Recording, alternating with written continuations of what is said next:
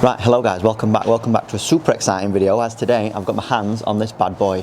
It's a brand new Taylormade sim driver. We're going to be doing a full review. We've got flight scope set up, we've got real balls because I'm hitting into a net today. This is a new and improved setup that we've got here at Kingswood Golf Centre. So without further ado, Taylormade sim, let's see how it goes. Let's get into it.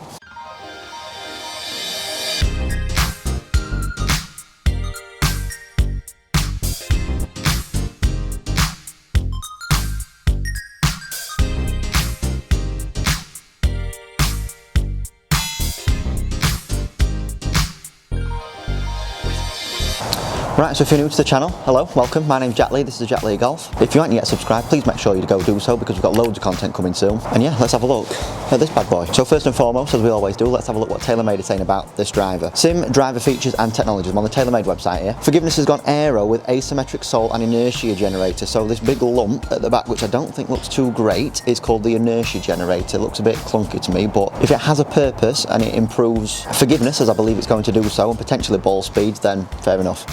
The reshaped sole design delivers more clubhead speed and enhanced aerodynamics at the most critical stage of the swing. The inertia generator positions weight at the extreme rear, so as far back as you can possibly go, for increased forgiveness, and is strategically angled to reduce drag on the downswing. So not only is the weight being as far back in the head as possible an important thing, but also the position of it and the shaping of it is also important. That's what Taylormade is saying.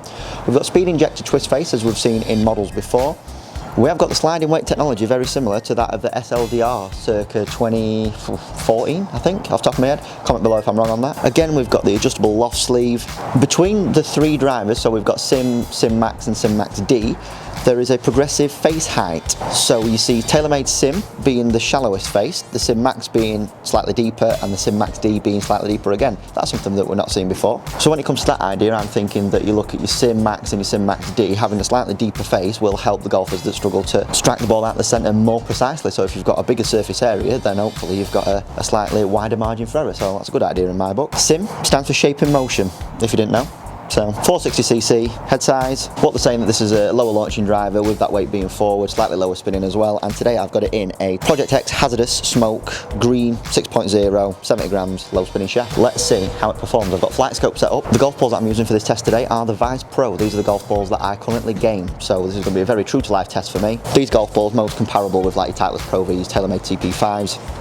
This should be very interesting. Let's see how it gets on. Right then, first shot, Taylormade Sim. First impressions looks wise, I really do like the looks. I like the looks of M5 and M6, very similar, only difference being that instead of it being like a gunmetal grey and carbon, it's now chalk and carbon. So yeah, quite like the colour scheme. Yeah, it's just a good looking driver. Taylormade, you know, they've seen the success that M5 and M6 has had, not changed too much. If anything, made the Sim driver a little bit simpler than the M5, because in the M5 we saw the, you know, the TY track system, whatever it was called, and it did get a little bit complicated, so simplified it. Inertia generator thing at the back for a bit more forgiveness, and all the usuals that seem to work in Taylormade drivers have passed. So Jack, shut up, start hitting some shots.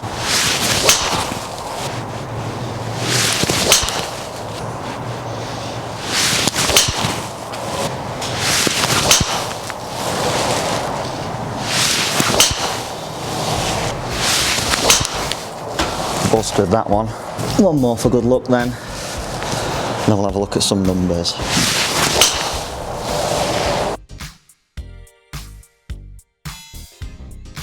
Right, let's have a look at those all important numbers. Right then, so I'll pull up the figures on screen round about here, and I'll do that round about now for you. So, as you can see, let's have a look at those numbers. You know, this is a very well performing driver for me. With the weight being moved forward, I traditionally need a slightly lower spinning driver, as I can see some high spins usually.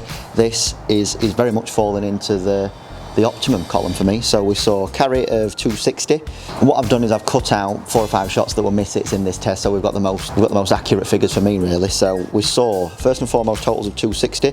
We did see a high of 268. Carry, with this being an indoor test due to the fact that I've got like a net that I'm hitting into, simulated carry was on average 273, which is, you know, very much within how far I do tend to hit my driver. Clubhead speed on average 111, and with it being quite cold at the minute, that's where my swing speed is. So smash factor at 1.48, so you can see that these 6 shots that I've picked out are my best strikes. Certainly I had one which was 1.50 in the smash column, so efficiency wise this is as good as I can hit it. Spins, like I said before, very good. So we only saw a high of 2630, saw a low of 2492, I do believe, no, 24 259 with an average of 2,500, so for a driver that's very appropriate spin wise for me, and which is why we're seeing such great numbers. All in all, this is a very good performing driver. My favourite thing about this is you've still got the draw and fade bias, you've still got the loft sleeve, so when it comes to a custom fit, you've still got plenty of options that you can go through. We've got a load of shafts here. Best place, of course, to come and get fitted for the Taylormade Sim Max D driver is Kingswood Golf Centre. We've got all the new kitting, we've got a flight scope. I want to hear from you now, so leave a comment in the section below. What do you think to the new Taylormade Sim driver? Are you looking to test it out? Could you potentially be using this driver in your bag this season? That was a very good test from me, and I'm going to put it against my Ping G400. Might do that in a separate video and see what comes out best, because that bad boy could be sneaking into my bag between me and you, don't say oh. So there you go, that was my dry ball test of the new Taylormade Sim driver. If you'd like to see me do an on-course test, please make sure you hit that like button. If I get to 100 likes in this video, I will do an on-course test of the Taylormade Sim Max driver. That is pretty much it from me today, so stay tuned for plenty more reviews coming soon. Like, share, subscribe, do all the usuals, and until next time, thanks for watching. Cheers.